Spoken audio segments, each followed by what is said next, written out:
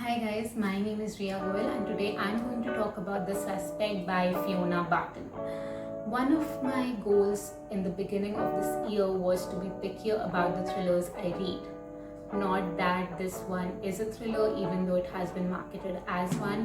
Side note, I feel like a lot of books these days are, for the lack of better word, mislabeled. And I feel like this is one of those books because it is more family drama and sadly not the kind that I enjoyed. So basically, I don't understand why it's a thriller, but at least it reminded me as to why I made this goal in the first place.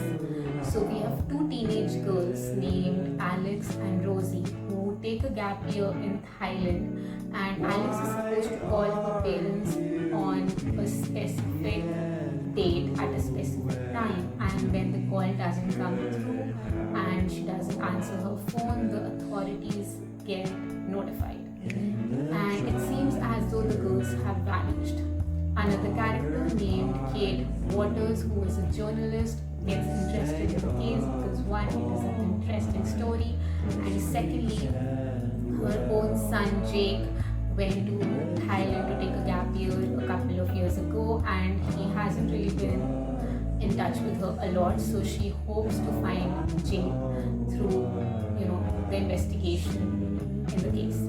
And eventually we find out that both the girls, especially Rosie, got involved in the bad crowd, started doing a lot of drugs, etc. And Jake, who is Kate Waters' son, was working at the inn or the motel where the girls were staying. So, and Jamie, I know this book has a lot of characters. So Jamie is one of the boys who is in the group that Rosie and Alex are in, and he gets obsessed with Alex. He wants her to travel with him, and he tries to get Rosie out of the way. And in all this drama and confusion, he ends up killing Alex by strangling her accidentally, and the same happens with Rosie, but Jake ends up killing her by strangling her, I guess. I mean, it's not very clearly said in the book that Jake killed Rosie, but it is heavily implied, and yes, so that is the plot.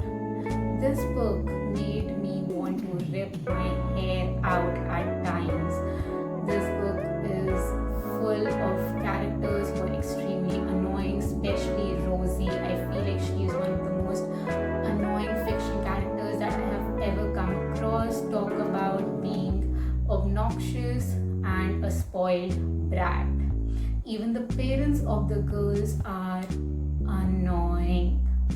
I mean, the constant bickering between them when they try to put the blame on the other girl who has been the bad influence on their child. And every time there is a part or there is a conversation between Alex and Rosie, they are just screaming at each other. I just feel one of the I am just so annoyed at this book. So the other thing is that what I really hate about the book is that the cohesiveness of it. It just doesn't gel. The story doesn't gel. It seems to be meandering in different directions as though the author doesn't know where she wants to travel, which is why the book didn't really entice me to turn the pages. It didn't keep me on the edge of my seat, which I feel like is a very bad sign when you're reading a thriller. Another thing is that I have a lot of issues with the book, which I list one by one. So basically, I've just given you the spoiler that the girls end up dying, and it's just the premise is promising, that kids, they go to Thailand and they go missing, and oh, what will happen next? But the thing is, I thought the book would be more about the investigation and less about the family drama, which it turned out to be. So there are a lot of issues. Number one, there are alternating point of views in the novel. Like, the story is told from the point of view of the reporter, which is Kate.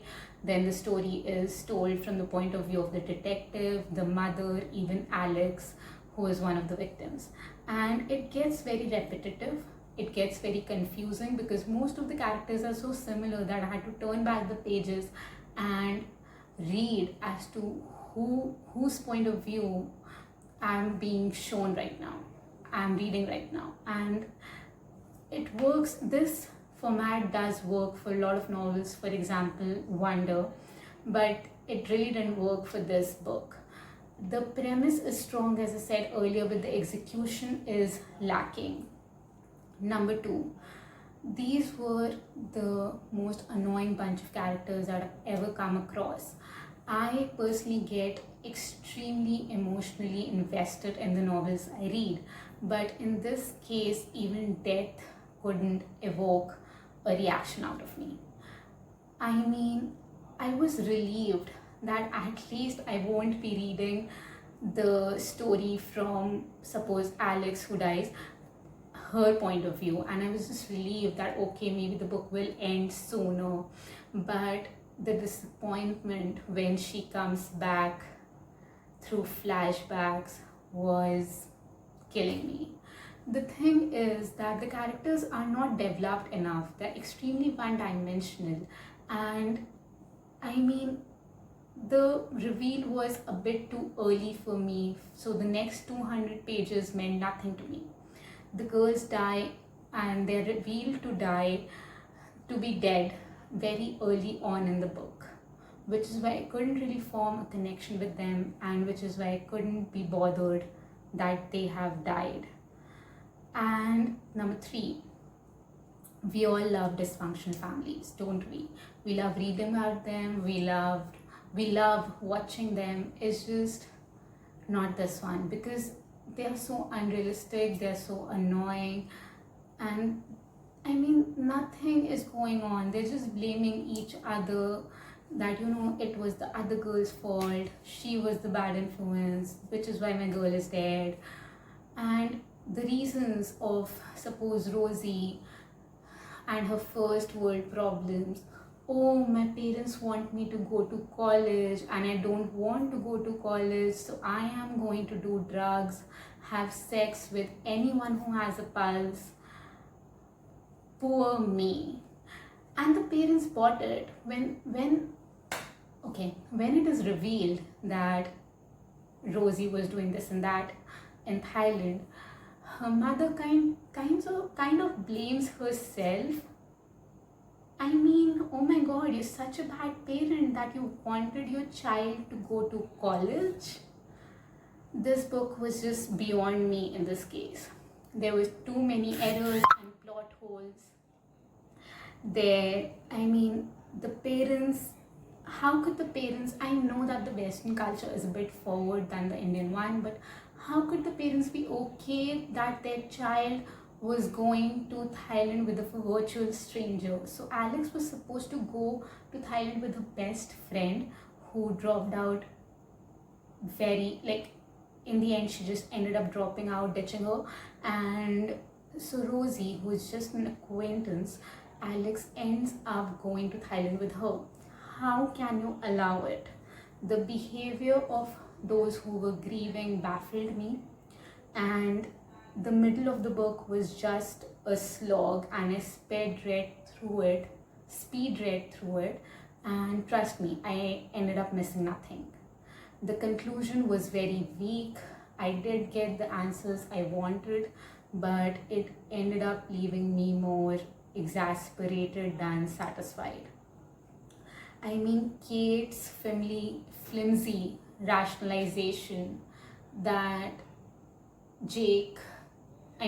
how Jake was not in the wrong for killing Rosie, how he should not be punished it just made me roll my eyes so hard, and I just don't understand why he was not punished. How she rationalized it by saying that he's a normal boy who made one mistake, I just don't get it. So in short, the novel fell short of my expectations. It was about kids behaving badly, parents behaving badly, plot holes, errors, and it was just extremely poorly executed. And even though a lot of people have loved this book, so I may be giving a very unpopular opinion, but for me, the ending was a surprise, but it was not satisfying at all. I really didn't like this book and I wouldn't recommend it. So, next. And I just want to thank you guys for watching the video, and I'll see you next time.